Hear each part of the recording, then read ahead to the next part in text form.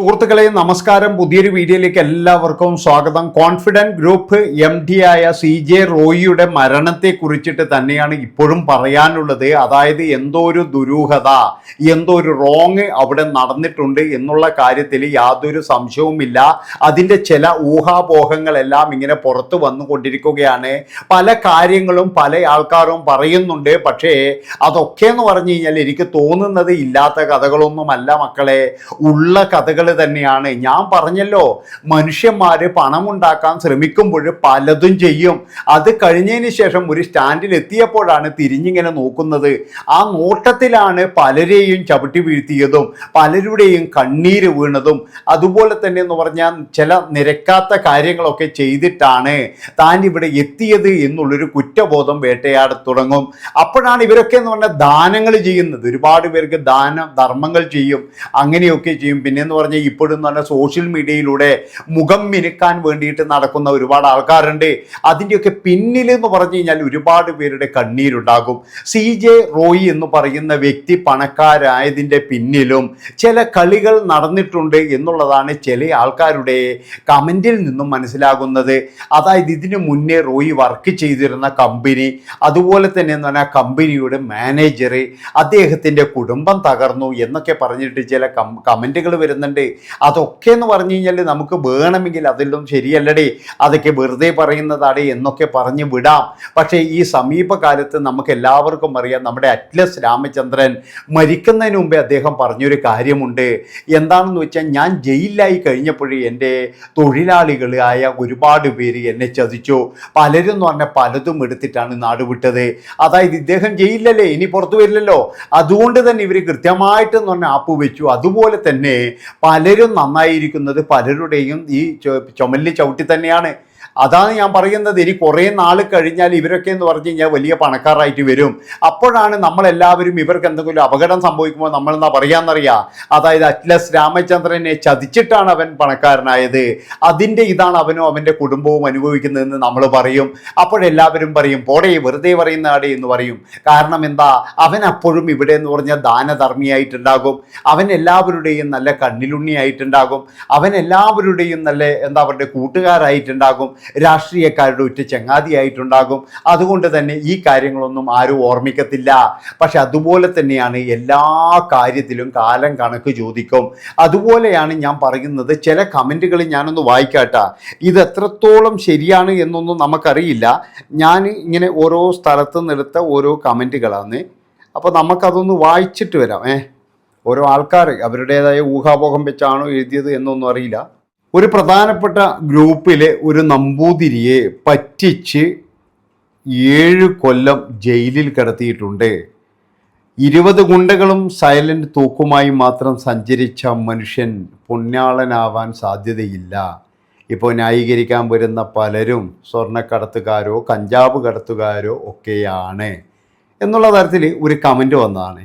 അതുപോലെ തന്നെ ഒരു പ്രധാനപ്പെട്ട കമ്പനിയുടെ നമ്പൂതിരിയുടെ കാര്യമല്ലേ, അവിടെ മാനേജറായിരുന്നു അയാൾക്ക് പണി കൊടുത്തിട്ടുണ്ടെന്നും പറ്റിച്ച ഫണ്ട് കൊണ്ടാണ് ഇക്കണ്ട സ്വത്തുക്കളൊക്കെ ഉണ്ടാക്കിയതെന്നും അവിടെ അക്കൗണ്ട്സിൽ വർക്ക് ചെയ്തിരുന്ന ഒരാൾ വഴി 21 കൊല്ലം മുമ്പേ ഞാൻ അറിഞ്ഞിട്ടുണ്ട് എന്നൊരാൾ. ചിലപ്പോൾ ഇതൊക്കെ എന്ന് പറഞ്ഞു കഴിഞ്ഞാൽ എന്താ ഒരു കെട്ടുകഥകളായിരിക്കാം. ചിലപ്പോഴും പറയുന്നുണ്ടാവും, അതായത് ഇയാൾ വർക്ക് ചെയ്യുന്ന സ്ഥലത്തുള്ള ആരെങ്കിലും നശിച്ചു പോയിട്ടുണ്ടാകാം, അപ്പം അങ്ങനെ ഇരിക്കുമ്പോൾ അയാളെ പറ്റിച്ചിട്ടാണ് ഇവൻ വലിയ ആളായത് എന്നൊക്കെ പറഞ്ഞിട്ടുണ്ടാകാം. അതൊന്നും നമുക്ക് കൃത്യമായിട്ട് അറിയില്ലല്ലോ.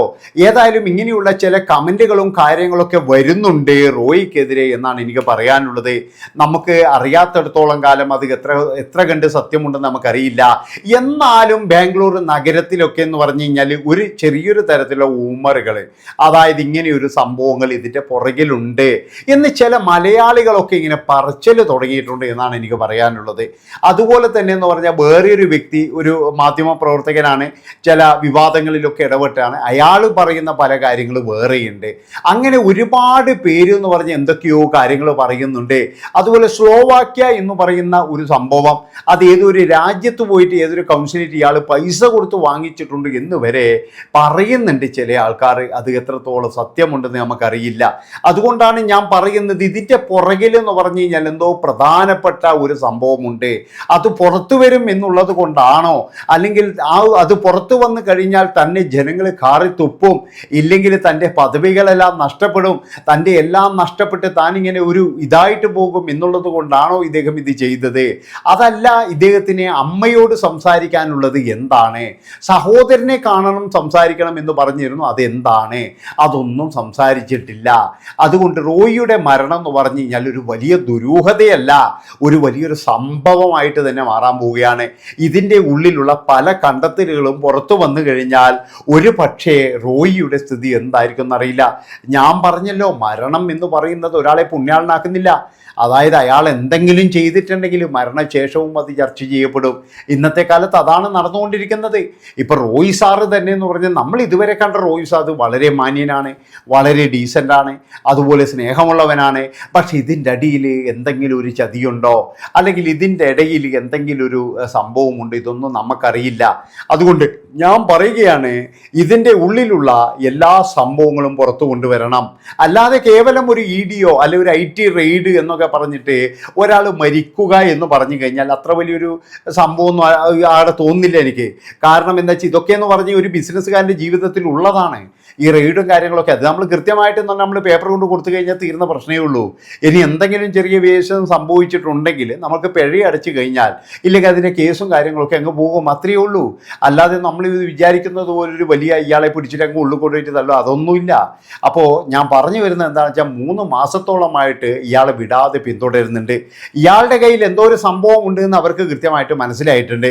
അത് കണ്ടുപിടിക്കാൻ വേണ്ടിയിട്ട് അവരാവുന്ന കളി കളിച്ചിട്ടുണ്ട്. അവസാനം അതിൻ്റെ അടുത്ത് എത്താനാകുമ്പോഴേ അവിടെ റോയ് സാർ ഒരു ട്വിസ്റ്റ് കൊണ്ടുവരികയാണ് ചെയ്തത്. അതായത് റോയ് സാർ സ്വയം തോക്കിൽ നിന്നും നിറയൊഴിക്കുകയാണ് ചെയ്തത് എന്നാണ് എനിക്ക് തോന്നിയിട്ടുള്ളത്. അതുകൊണ്ട് ഞാൻ പറയുകയാണ്, എൻ്റെ പ്രിയപ്പെട്ട സുഹൃത്തുക്കളെ, ഇതിൻ്റെ സത്യാവസ്ഥ നമുക്ക് എല്ലാവർക്കും അറിയണം. എന്താണ് സംഭവിക്കുന്നത് നമ്മുടെ സ്ഥലത്ത് എന്നൊക്കെ നമുക്കറിയണം. നമുക്കറിയാം, ഒരുപാട് ബിസിനസ്സുകാർ ഇതുപോലെ നമ്മളെ വിട്ടു പോയിട്ടുണ്ട്. അവർക്കൊക്കെ സംഭവിച്ചത് എന്താണ്? അവരൊക്കെ നമ്മൾ ആരാധിക്കുന്നത് പോലെയല്ലേ വേണ്ടിയിട്ടാണോ, അല്ലെങ്കിൽ വേറെ എന്തെങ്കിലും സംഭവത്തിൽ അവർ എന്തെങ്കിലും ചെയ്തിട്ടുണ്ടോ? ഇതൊക്കെ ഉണ്ടെങ്കിൽ പുറത്തു കൊണ്ടുവരണം. കാരണം എന്താണെന്ന് വെച്ച് കഴിഞ്ഞാൽ, നമുക്കറിയണം, ഇതൊരു രാഷ്ട്രീയമായിട്ടുള്ള ഒരു മാത്രമായിരിക്കരുത്.